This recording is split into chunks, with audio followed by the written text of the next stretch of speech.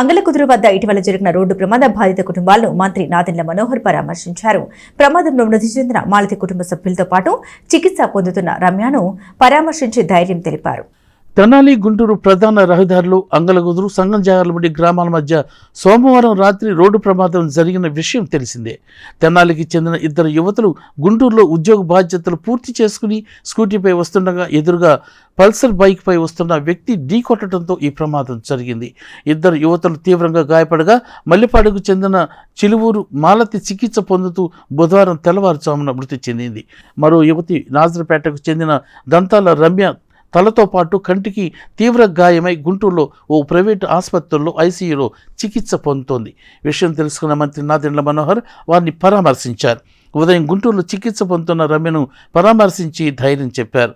అనంతరం తెనాలి మల్లిపాడులో మృతురాలి మాలతి ఇంటికి వెళ్లి కుటుంబ సభ్యులను పరామర్శించారు. ప్రభుత్వం తరపున అండగా ఉంటామని ధైర్యంగా ఉండాలని మంత్రి మనోహర్ సూచించారు.